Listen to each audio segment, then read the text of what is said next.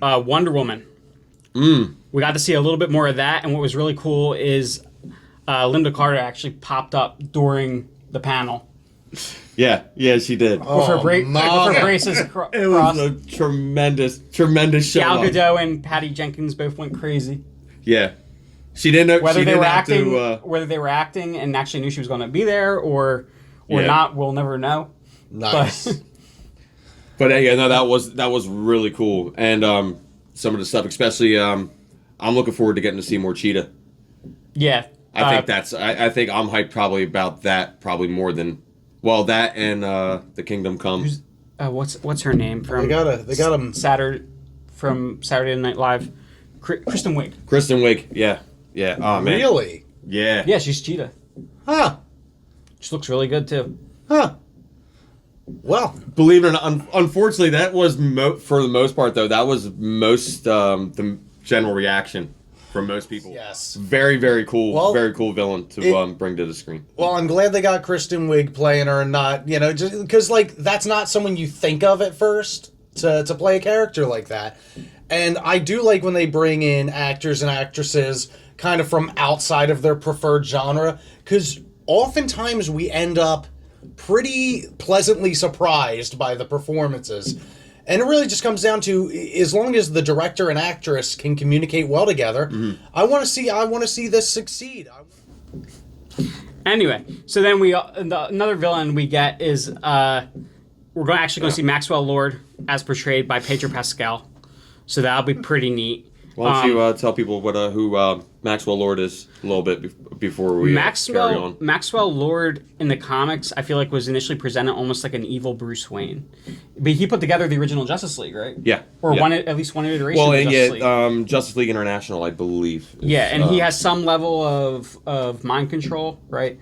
And Wonder Woman actually ends up killing him in the comics by snapping his neck. Yeah. And she gets kicked out of the Justice League for that, doesn't she?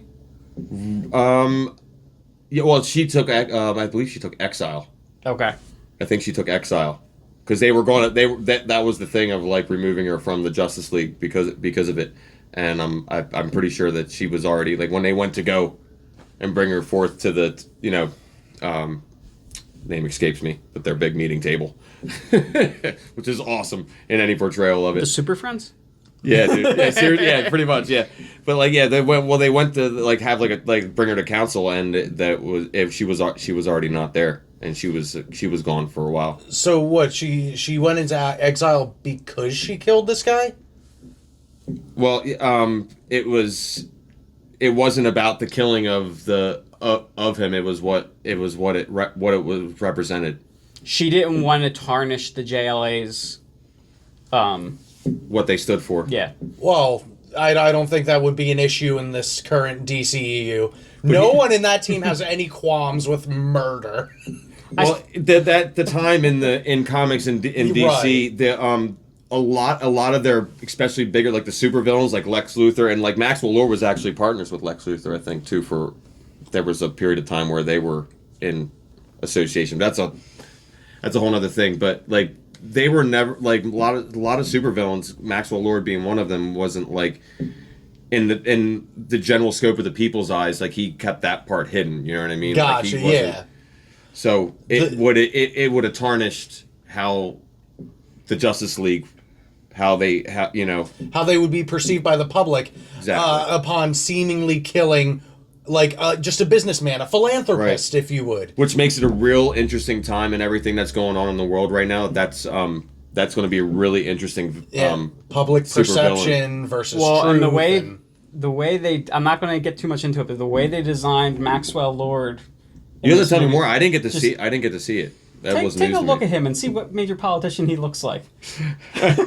I got you. I'll have to take a look at that. Senator Bernie Sanders. Not quite. We'll have a post-credit scene of my reaction to the viewing of Maxwell Lord's representation. Does Maxwell Lord walk into a business meeting and go, "Let me tell you about our business"? Hey, you know what though? Speaking of portrayals and new looks to characters. I was excited when you told me this morning. I didn't really see much of that either. It was something that I missed a little bit on the DC Fandome thing. Tell us about the Kingdom Come. Oh, yes. So one thing that was really neat was Spoiler. towards the end of the trailer, if you can spoil a trailer. I was going to say, I'm pretty sure anyone watching this has seen the title.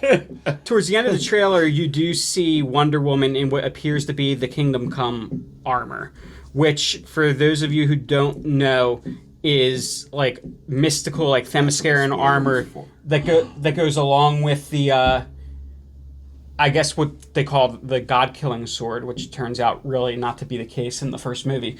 But in the comics, it goes with that sword, and the sword can actually cut Superman. Yeah.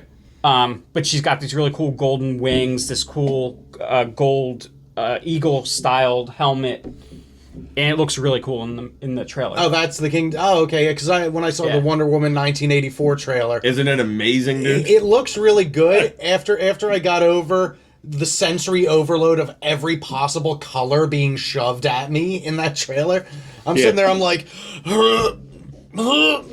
Hey, well, you know what? Like DC, Cool bless armor, their hearts, man. blah. You know, they deprived us of color and any joy for years and years and years of theatrical releases. So now they're gonna like. Yeah, that is true. They're gonna come back on with the rope-a-dope, man, and really just. Yeah, just.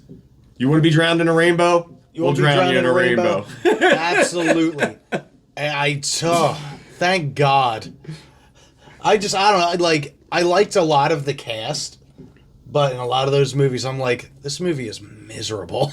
That was I get it. Like, they were trying to do something different, and it didn't quite take off. That's why they're taking it to the 80s. Yeah. Can't get more color than the 80s. You really can't. That and all of our parents are nostalgic for it. Hey, you know, and I mean everybody. That's the way. Like it only seems. I know growing up, every decade had its way of coming back around, but the '80s has not left for 20 years. It really hasn't. The '80s has been somehow subculturally popular since 2000. We could make 17 videos on just the importance of the '80s. And all that stuff, and whether or not that nostalgia should continue, or we move into the 90s or another decade. But, Chris, you're giving me that look. I want to talk about Suicide Squad, damn it. Yes!